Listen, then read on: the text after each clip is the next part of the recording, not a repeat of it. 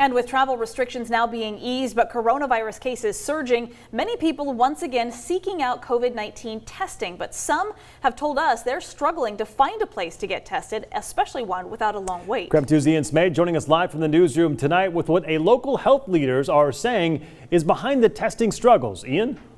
Mark, Whitney, more people are traveling with places like Canada, allowing vaccinated travelers after more than a year of people being stuck at home. Getting tested is a key part of those requirements, and some people have reached out to us saying they are struggling to find a test in time. But according to the local health leaders, we aren't seeing a shortage of testing supplies. With travel restrictions being loosened, people are finally starting to see their loved ones after more than a year of being apart. But I'm hoping to go home in a few weeks to see my daughter because of COVID. I haven't seen her in 2 years, and they're required to give a test 3 days before you travel. With COVID-19 cases still surging due to the Delta variant, many places require a negative COVID test from within the 3 days before your arrival, and most places don't accept the widely used antigen test, instead requiring tests such as PCR or ID Now. But those tests aren't always easy to get quickly. And my concern at that point was the airline want a test within 3 days. Nobody can offer you a 3-day test. They're all giving you 2 days to 5 days.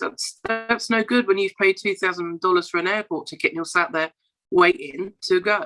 According to local health leaders, Spokane isn't running low on tests. Spokane Interim Health Officer Dr. Francisco Velasquez said earlier today that the testing supplies are there. Despite the increase in testing, because we've seen increased testing, which goes along with the increased number of cases because you have more people to test, we have not heard of a shortage or lack of access of testing.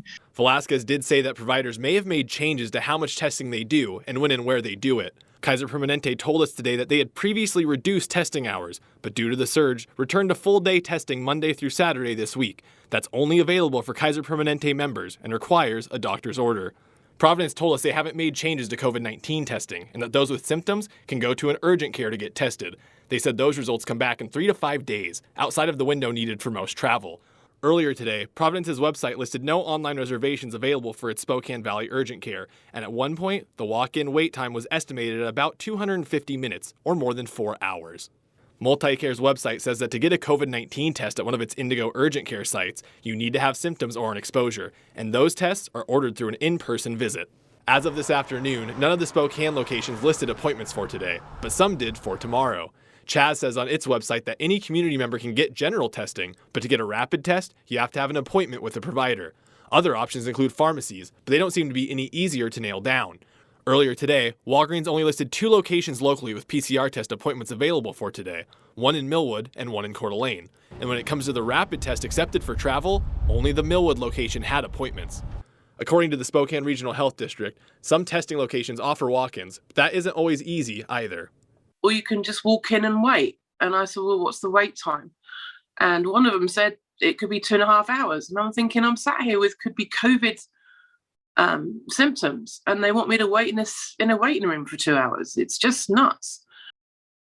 Some urgent care locations offering testing, and going to your primary care provider is also a good idea if you need testing due to symptoms, exposure, or traveling needs. But keep in mind, if you have to book an appointment to get that test, you may have to pay the costs of that appointment. In the newsroom, Ian Smay, KREM 2 News.